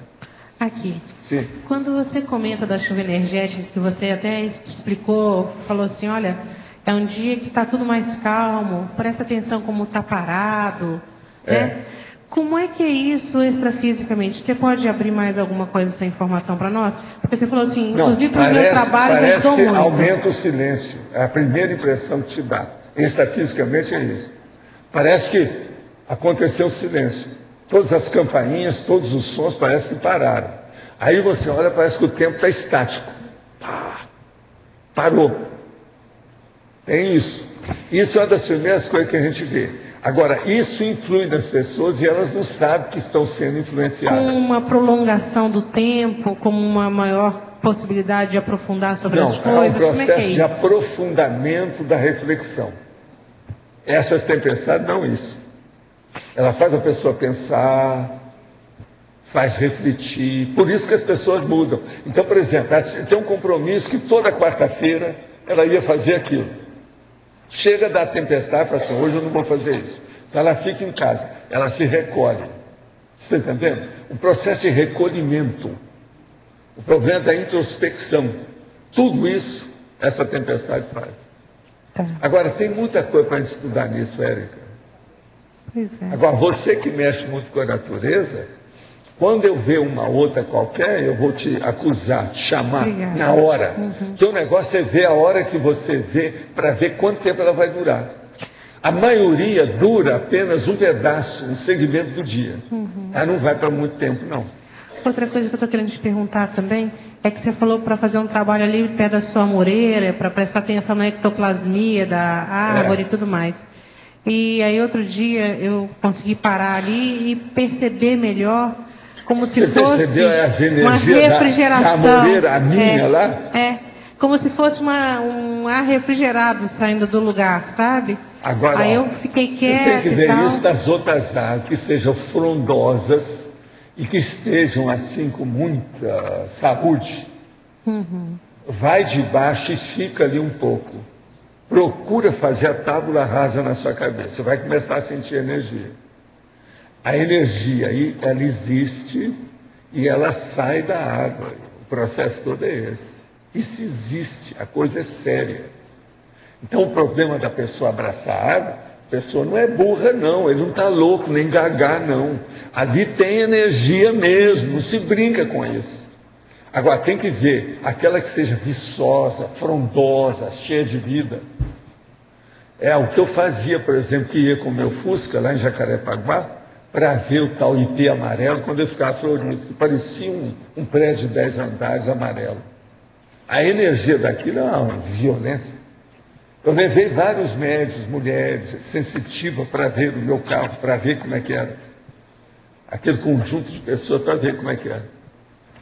Então isso é muito importante. Aqui eu fiz alguma experiência no início, principalmente naquele IP mais velho que tem aí. Entende? Mas agora, essa árvore lá, eu tenho mexido com o processo de energia, ela cresceu muito. Agora, ó, existe uma outra, que é aquela graviola selvagem, a tal que é braba, que está na entrada de casa, lá do meu escritório, do lado direito. Aquela eu joguei energia, a árvore cresceu demais. Já deu trabalho para nós várias vezes. Por quê? Ela está virando um arvão, um arvorão, um negócio enorme, junto da parede da casa, e está criando problema para a minha antena parabólica. Já foi cortado não sei quantos galhos da árvore. E outra coisa, corta aquele galhão, daqui a pouco está enorme. Aquela eu trabalhei nela. Outra coisa, as frutas, você viu o tamanho das frutas que deram, né? As frutas são selvagens, mas estão, ó, professor, desse tamanho. Sim, professor, essa graviola selvagem que eu estou falando é a muda que eu trouxe de Minas para o senhor, do Marolo. Foi. Ela é grande mesmo. E é pois extremamente mas agora veja, o processo é que eu julguei energia. Ninguém está esperando aqui de uma hora para outra aparecer a árvore lá. Eu quero ver. Para mim o que houve. Eu quero ver essa árvore. Pois é. Agora, esse ano é que ela deu frutas maiores. Está enorme. Tem um ano só que eu trouxe.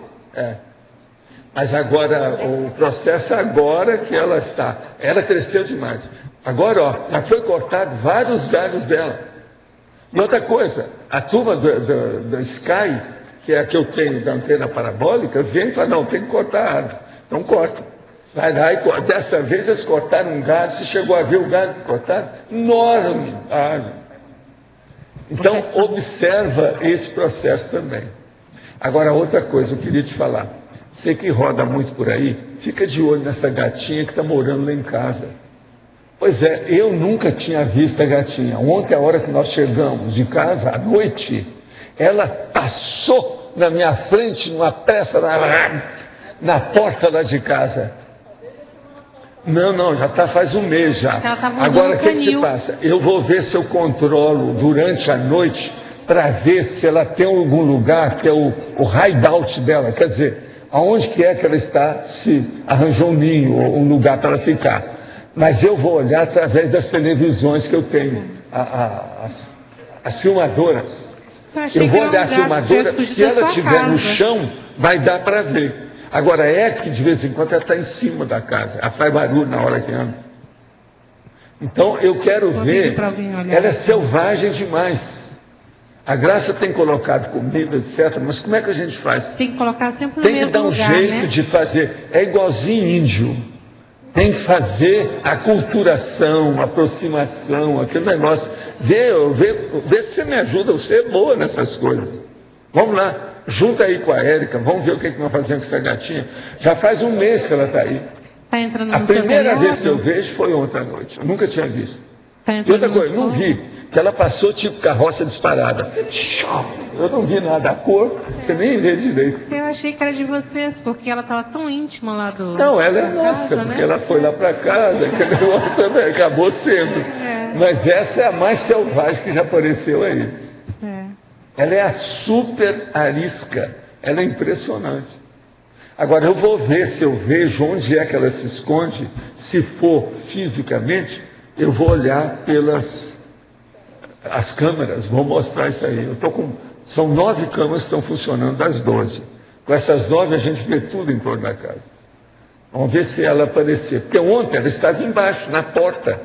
A hora que eu fui chegando no escuro, à noite, passou aquela coisa na minha frente, mas um curisco.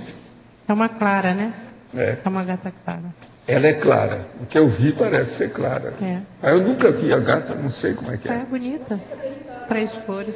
Você sabe que aqui nós já tivemos umas 3 ou 4 gatinhas que já vieram morar aí. Umas moravam aí no prédio aí da lavagem de roupa, outras em casa. Em casa não é a primeira, não, já teve antes, desse jeito. É que essa está durando muito. Porque lá em cima, pelo jeito que é o nosso telhado, tem lugar dela se resguardar. Mas eu acho que ela tem alguma coisa também na terra, em torno da casa. Eu preciso saber onde. Que hora que ela fica lá, como é que é. Já está de volta? Então, professora Goretti, é para você. Você está ouvindo? Pode dar algum exemplo sobre a síndrome da dispersão consciencial na página 73 da sindromologia, como sendo prejudicial ao cumprimento de metas? Síndrome da dispersão consciencial. Dispersão consciencial, vi. Toda dispersão, eu vejo assim, toda dispersão é prejudicial à evolução da pessoa. E se a pessoa não consegue se concentrar ou ter um foco assim numa meta ou num objetivo e dispersa, é como se ela tivesse assim em pedaços. Ela tem que juntar os cacos, vamos dizer assim, os pedaços e se concentrar naquilo, direcionar toda a sua energia, a sua atenção para aquilo ali. Porque a dispersão consciencial, a pessoa fica flutuando, fica dispersa mesmo. Então, dispersa e a meta, ela exige disciplina, ela exige concentração, ela exige foco, ela exige um comprometimento, uma responsabilidade. E a pessoa dispersa, como é que ela vai juntar tudo isso aí? Alô?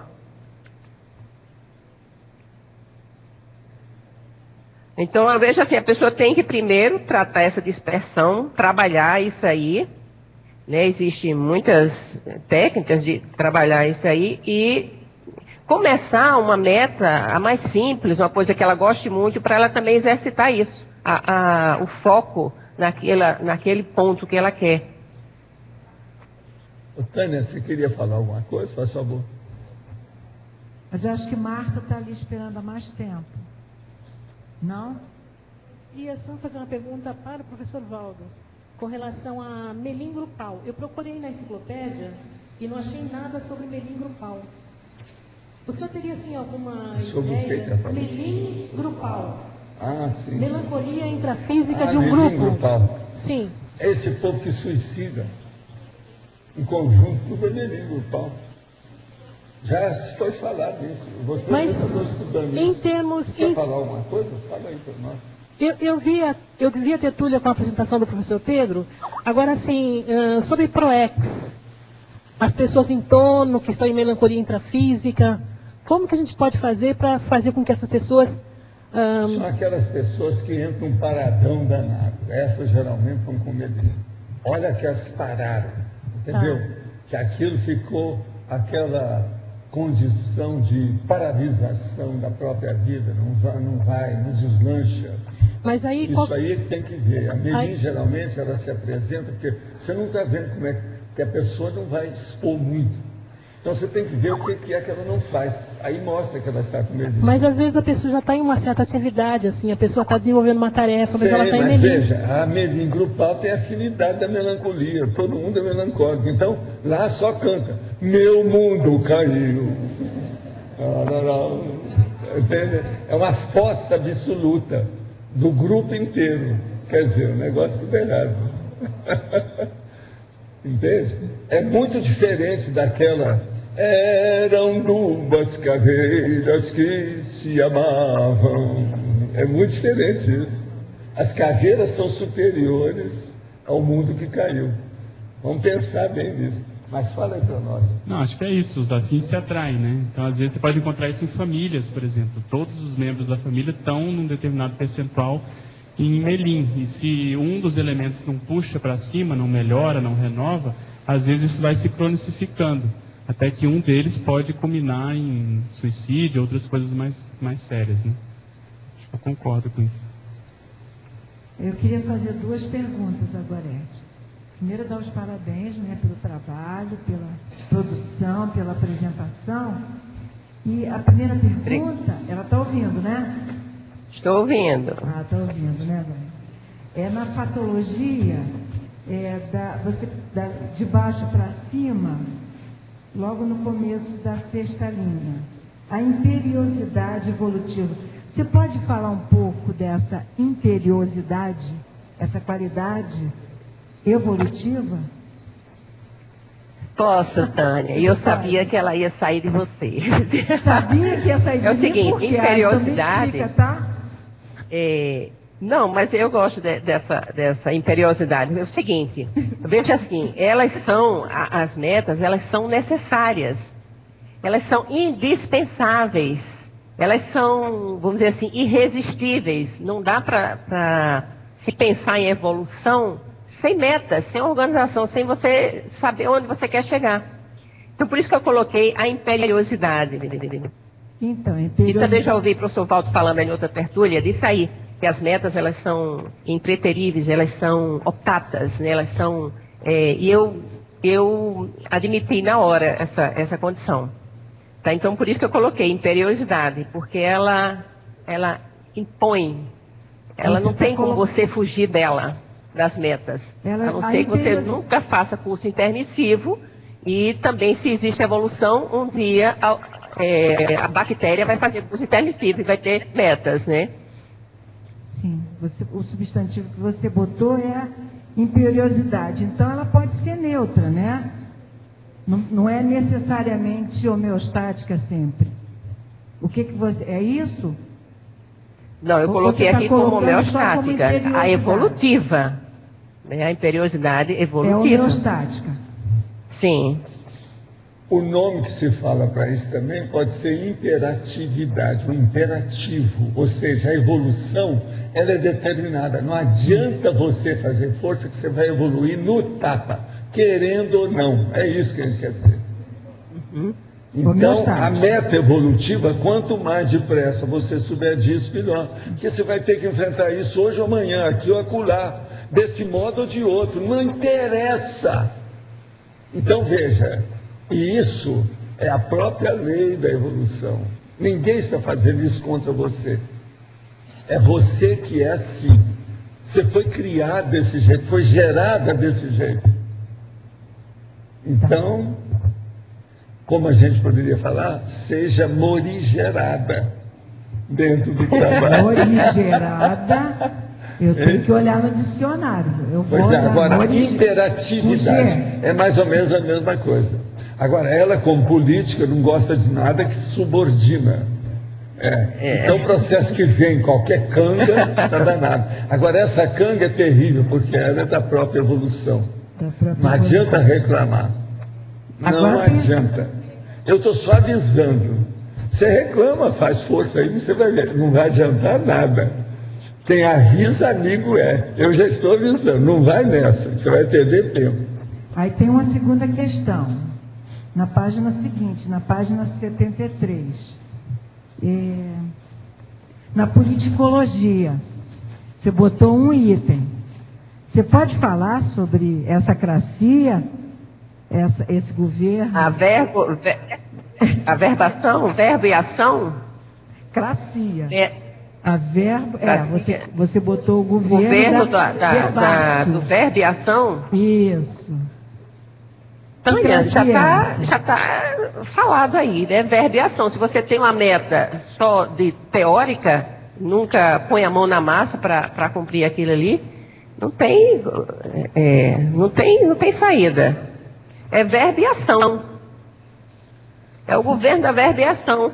Quer dizer, primeiro você faz, depois você fala. Diferente do Lula, que ele inaugurou certa obra antes de fazer, não é isso? Antes de terminar. Fez uma fábrica que ele inaugurou antes de construir. Quer dizer, é a antiverbação. Existem essas coisas. É um processo político, claro, né? Esse negócio é muito sério. Tá, muito obrigado, Gorete. Olá, Gorete. Nada.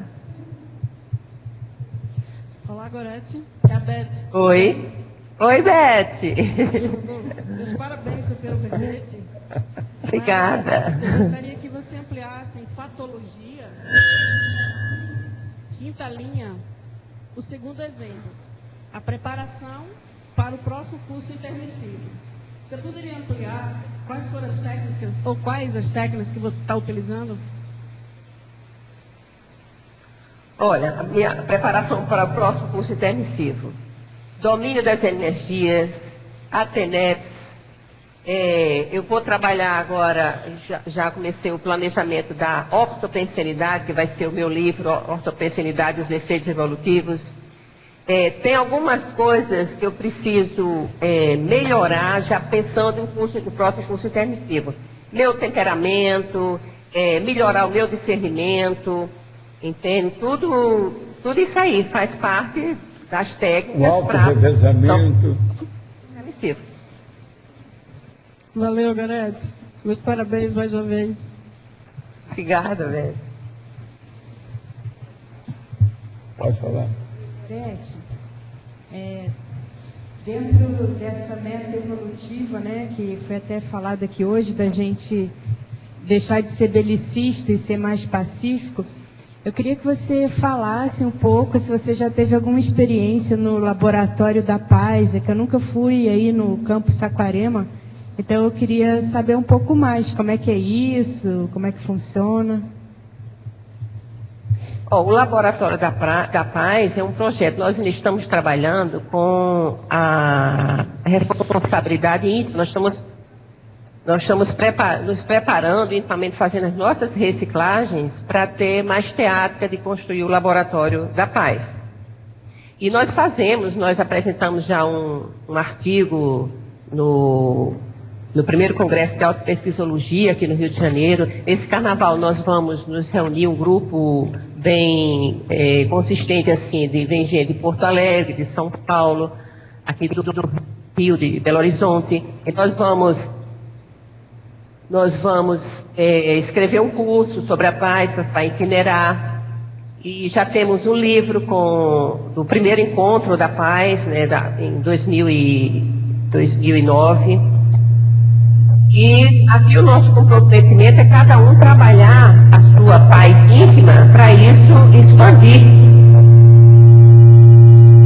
Por exemplo, o artigo sobre paz, o Laboratório Contínuo da Paz. Tem que ficar autovigilante 24 horas para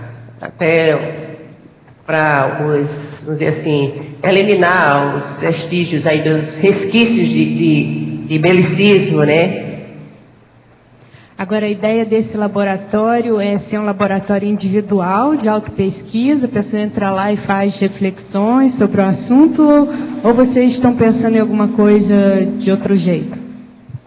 Não, nós estamos ainda pensando como vai ser. Que a ideia foi do professor Valdo, né, que o que nós entendemos é que era um laboratório individual. Você chegava e ficava lá, você com você mesmo, fazendo suas autorreflexões e entendendo o seu processo bélico que falta ainda remover ou limpar.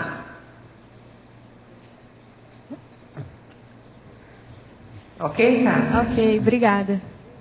O que é engraçado é que o discurso do rei lá, que ganhou lá o Oscar, está influindo lá no estúdio. Que de vez em quando lá no estúdio eles estão um pouco gaguejando um pouquinho. E olha que o nosso chefe não está aí hoje, é outro.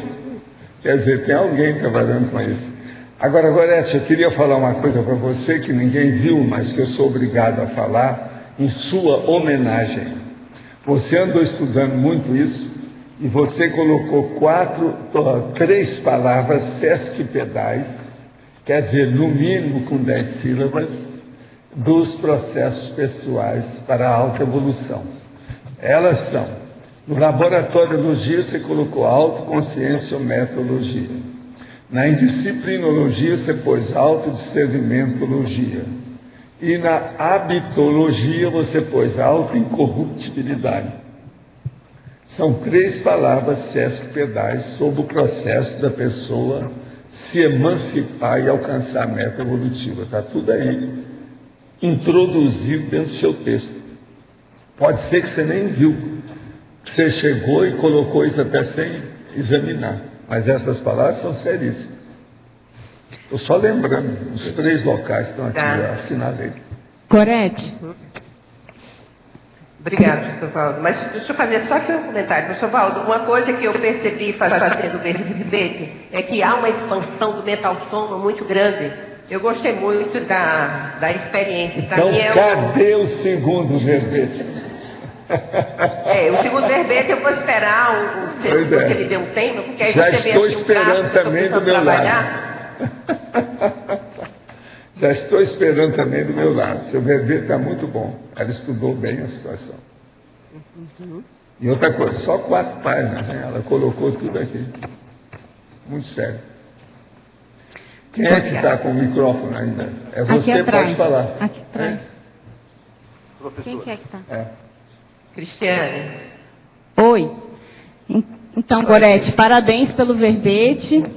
E eu gostaria que você falasse um pouquinho mais na página 73, na tecnologia, a técnica de mais um ano de vida. Se você poderia dar alguma dica, ou na sua experiência, ou como você compreende essa técnica, né, de vivências, enfim, de dicas para aplicação. Oi, Cris, eu também quero lhe agradecer que você me ajudou nesse verbete. Talvez você nem lembre, mas lá no comecinho você me ajudou. Gente, a técnica no Mais um Ano de Vida foi amor à primeira vista. Primeiro, quando eu entrei na Conscienciologia, quando eu li sobre essa técnica, essa aqui que eu vou adotar, né, para sempre, pelo menos nessa existência, né.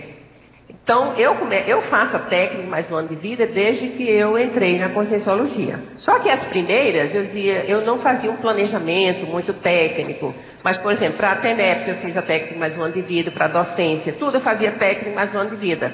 Porque antes eu já fazia isso, né, assim, sem saber que era uma técnica, eu já tinha isso aí. Bem, esse ano eu quero isso.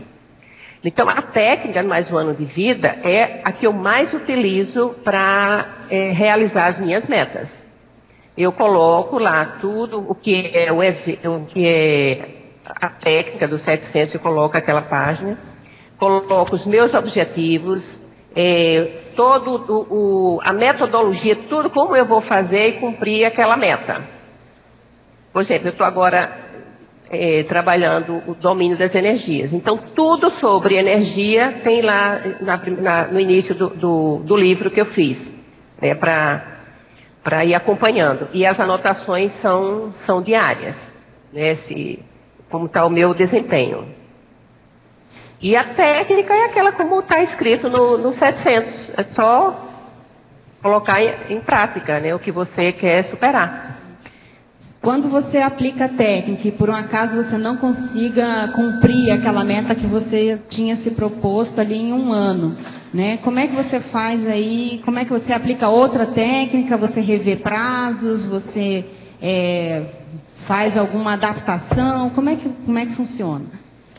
Eu, por exemplo, nessa agora do domínio das energias, é o segundo ano da técnica mais um ano de vida, porque eu não consegui como eu queria. Nesse segundo ano de mais um ano de vida, eu já sinto uma diferença muito grande. Eu já sinto que eu domino a minha pensionização, eu já mudo na hora que eu quero. Então, eu estou esperando. Eu sempre começo numa data, assim, início de janeiro, para ficar dentro daquele ano. No próximo ano, se eu não conseguir, eu vou repetir até conseguir. De repente, a técnica mais de 10 anos de vida, mas não interessa. Todo ano eu faço a técnica mais um ano de vida até conseguir aquilo. Ok. Eu não sei se eu respondi, Cris. Sim, respondeu. Obrigada. Brete? É Luimara. Oi. Gostei muito do seu verbete. Ele Oi, Luimara. Trabalha bastante essa questão de prioridade mesmo para a gente conseguir fazer as mudanças necessárias. Eu tenho algumas sugestões e tenho uma pergunta. Vou começar pela minha pergunta. Na fratologia, a 4ª linha. Eu gostaria das suas dicas para esse exercício para eliminar melindres do egocentrismo. O que você poderia sugerir aí? Olha, o que eu uso é ter, eu até já respondi para o Arlindo, é ter sempre técnicas evolutivas. Sempre estar pensando na assistência, sempre estar pensando em alguma coisa e esquecer de você. Até o professor Valdo complementou bem aí. Sair do egocentrismo. Então, se você coloca metas autoevolutivas, consequentemente, você vai abranger, aquilo vai lhe favorecer, mas também vai lhe favorecer a muitas pessoas. Porque só a sua mudança de pensionização, a sua recim, isso vai atingir muita gente, né? Vai ajudar muita gente. Okay. E com isso, enquanto você está voltado com foco para uma técnica, para uma mudança, para uma recim, não vai ter tempo, você não vai ter espaço para estar se queixando, eu não posso porque fulano prometeu e não cumpriu, eu dependo dele. Não vai acabar com isso tudo. Você vai em frente e atrás dos seus objetivos, do seu propósito.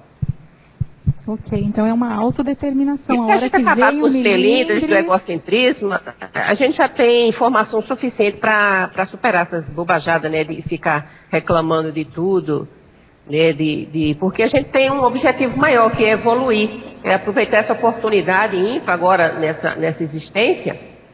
Ninguém sabe se os próximos vão ser assim tão de mão beijada, né? Os amparadores só falta dizer para a gente, olha, faz isso aí. Eu não sei se as próximas existências a gente vai ter essas oportunidades todas, a gente vai ter que ralar mais do que nessa.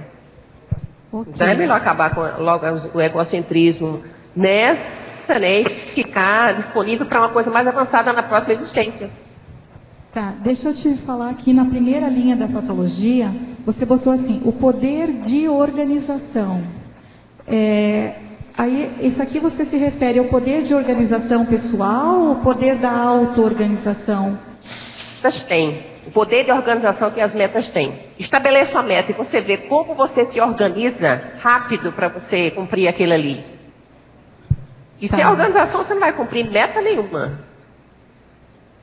Tá, entendi. A não ser se a meta seja desorganizar mais, né? Bagunçar mais. Ok. Na outra página, a codigologia, você menciona aqui o código, o último deles, o código pessoal de prioridades evolutivas. E eu não sei porque esse código eu ainda não conheço.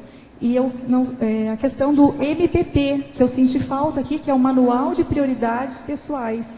Então, eu não sei se você não poderia estar adotando o MPP ao invés desse item, Código Pessoal de Prioridades, porque a hora que você tem o Código Pessoal de Cosmoética, ele também é um código de prioridades cosmoéticas, né?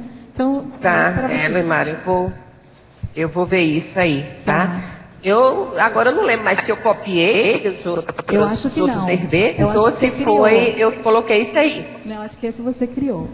Outra coisa, na taxologia, eu gostei muito dos itens que você colocou aqui. Eu fiquei na dúvida quanto à questão da ordem funcional, que você mencionou, e eu gostaria de sugerir, que eu senti um pouquinho de falta, da questão do planejamento da dupla evolutiva, porque a hora que você está falando em alcance de metas autoevolutivas, né, e o planejamento do desenvolvimento parapsíquico. Eu entendi que o planejamento da TENEPS está no 4 aqui, né? A interassistência multidimensional, eu entendi que está aqui a TENEPS e a projetabilidade. Seria isso? O 4 abrange isso. O 4 abrangeria... O planejamento da interassistência multidimensional. Isso. Não, essa sua sugestão é muito boa. Da dupla, né? Que é a base da desenvolvimento parapsíquico. Isso. E quando você menciona a ordem, só isso que eu gostaria depois de entender, assim, eu vou tentar, porque você já colocou no item 3 a Mega GESCOM. E para a gente chegar na Mega GESCOM, esse é um mega planejamento também, que são vários itens para chegar nisso, né? Então é só isso que eu fiquei assim um pouco na dúvida quanto a essa ordem que você adotou. Mas eu agradeço muito e eu vou utilizar esse verbete no meu trabalho de ressexograma aí, de ressinologia e também de reciclogenia, que são os 3 itens que eu estou trabalhando. Obrigada, Gorete. Obrigada também. Muitas graças e os nossos comerciais, por favor. Obrigado. As pontuações de hoje: 59 assinaturas no livro de presença, 20 perguntas presenciais, 8 perguntas online, 37 votos presenciais e 8 votos online. Hoje teremos os recados da Neida sobre a qualificação docente e o Max sobre o lançamento do livro do Marcelo da Luz. Antes com vocês, o Fernando sobre o Amigos da Enciclopédia. Nós informamos que dentro da programação do Balanço Existencial, durante a semana do Carnaval, nós teremos também nos dias 9 e 10, na quarta e quinta-feira, as nossas oficinas da enciclopédia. Tá? Então, aquele que é amigo da enciclopédia, que é associado ao programa, não tem custo, basta ligar na recepção do CIAEC ou comparecer na recepção do CIAEC e fazer sua inscrição. Então, aquele pessoal que vem para a semana do Carnaval, que vem para o balanço, que vai ficar aqui na quarta e na quinta-feira e quiser fazer as oficinas, aproveita, né? E é uma grande oportunidade e não tem custo para o pessoal que é amigo da enciclopédia. Lembrando também que nós estamos até o dia 1º aguardando as pessoas que colocaram o seu nome na lista de espera para o jantar e confraternização do primeiro encontro dos amigos da enciclopédia, que vai ocorrer dia 8 de março aqui em Foz do Iguaçu. Então, as pessoas que colocaram o nome da lista que ainda não acertaram, procurem eu ou a Eliana Manfroy para a gente fazer o acerto para vocês receberem o convite e confirmarem a presença. Obrigado. Boa tarde a todos. Estamos aqui para convidar os docentes da Conscienciologia, professores e professorandos, a participar da 9ª qualificação docente que ocorre dias 11, 12 e 13 de março.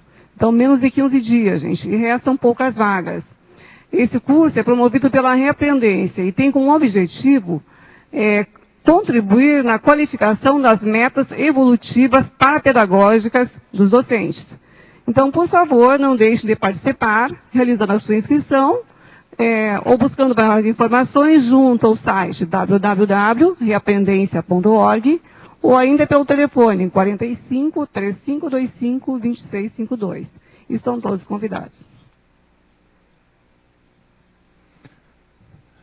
Tertulianos e teletertulianos, o Roberto chegou a falar aqui que era sobre o lançamento do Marcelo da Luz, mas não é.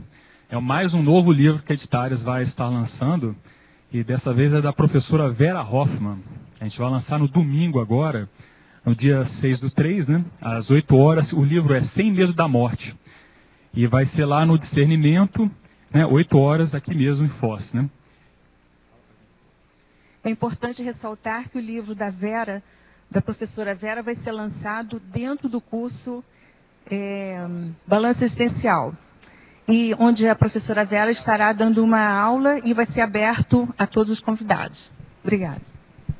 Então, pessoal, mais uma vez, contamos com a presença de todos, né, nesse novo lançamento da Editares.